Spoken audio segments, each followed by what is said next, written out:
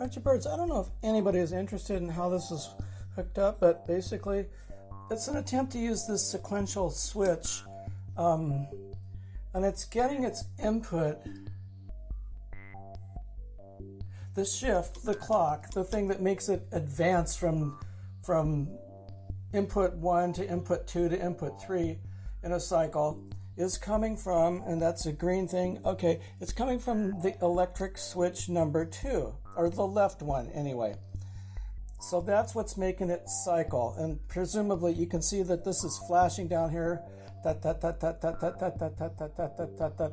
this, in theory, is advancing at half that tempo that's established by the sample and hold square wave. And so, the inputs, 1, 2, 3, are coming from the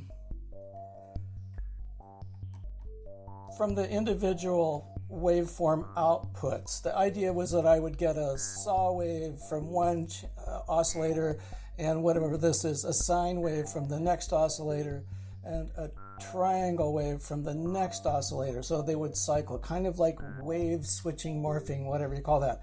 So each one of those outputs is coming into the switch, and this is changing from the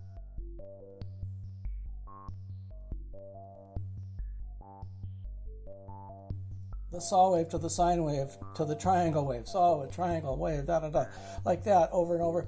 And they're all jacked up as high as they can go. Now, one of these, that's the trouble with waveforms, is that some are just inherently louder than other because they've got more to them, overtones and multiples and such. And so one of these, and I guess it's the saw wave, is going into this voltage processor here, and I've just kind of reduced the voltage a little bit so it's not as loud. It's an attempt to mix the volumes of the individual waves before they get to the switch.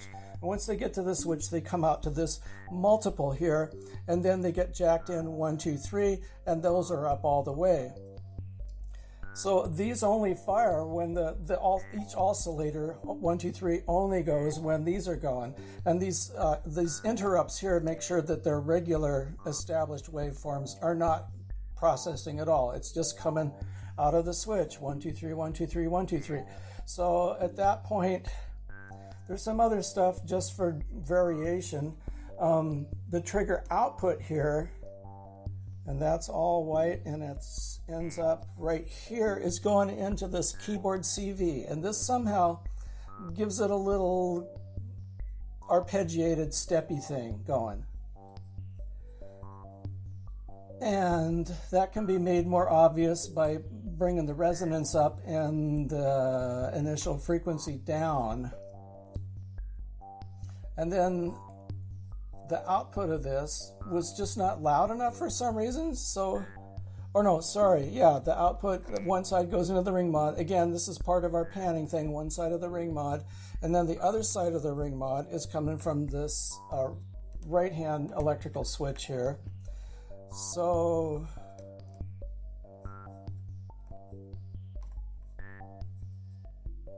that's our ring mod setup, which is and it has some kind of volume control for the panning. It's not, precise or predictable. Sometimes it brings the left channel up, sometimes it brings the right channel up. Anyway, and then we can see there's just one input here and it's over. I made some videos about the panning switch. The electrical switch is a panner, and it's, we stand on the shoulders of the giants. There's lots of it out there, ways to get this 2600 to pan, and this is another of them. So then the LFO is coming in here as usual to this noise generator, which is where the sample and hold derives its patterns from anyway, which is kind of an attempt to randomize and establish a scale, kind of an arpeggiator for this sample and hold. And the sample and hold clock is what's driving the electrical switch. And this, at the end of the day, is going to end up as a kind of a rhythmic thing. I've also got this, anyway, I couldn't get one channel louder, so I put it through the preamp, and it's kind of makes some distortion sometimes. It's not precise either. None of this is like a predictable, or it has a life of its own, which is, I guess, part of its attraction. You can't make this ever again. That's what I'm saying. And at the end of it, I had so much trouble with levels that I put the 2 compressors in to just the output before it went into the computer. And now it's obvious that one channel's way louder, but it somehow balances out to be a stereo thing. And plus, this time I recorded them into 2 separate left-right tracks in Logic. So now, I guess at the end of the day, I could sort of straighten some of this out in post if you like. So that's it so far, and you can change all this up with just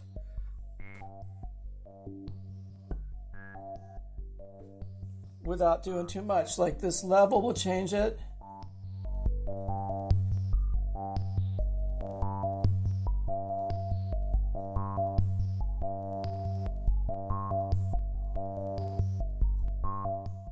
Da, da, da, da, da, da, da, da, da, da.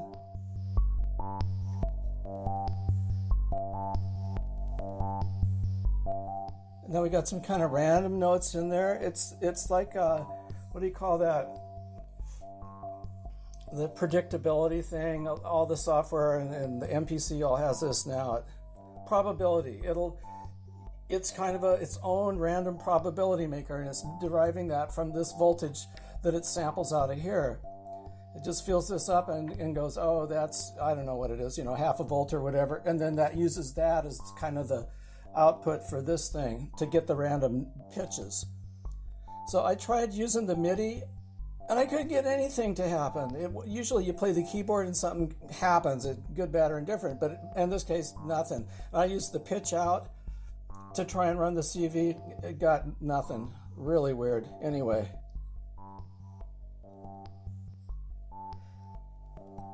And then the noise generator.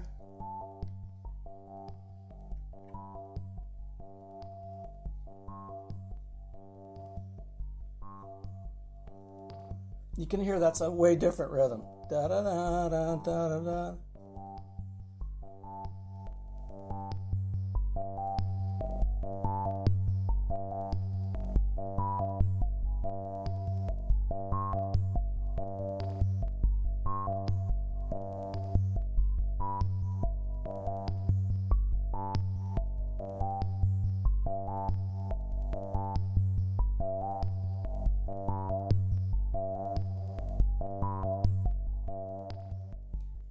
Because these are impulse noises and not long, tones with a long duration, you can kind of trim this, use this as a gate sort of a little bit. Like if we put this up higher and bring this down, we'll get kind of this C6 sound that I can't really take much of.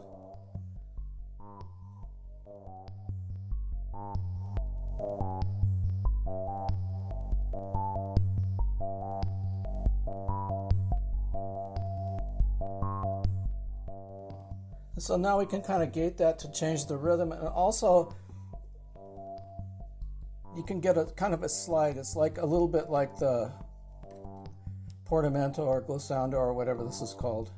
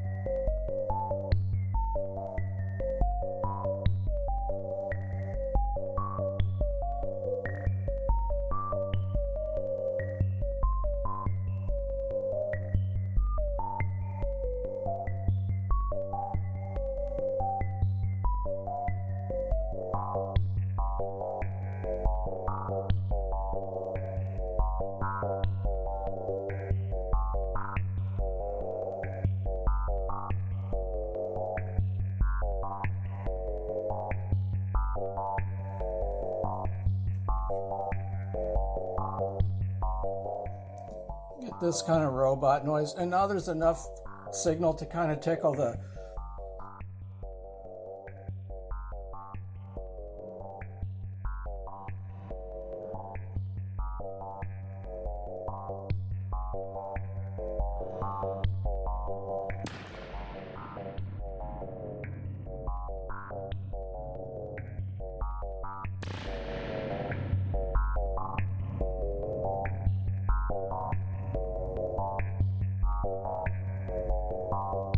that's on the sample and hold switch here, but what if we go like this?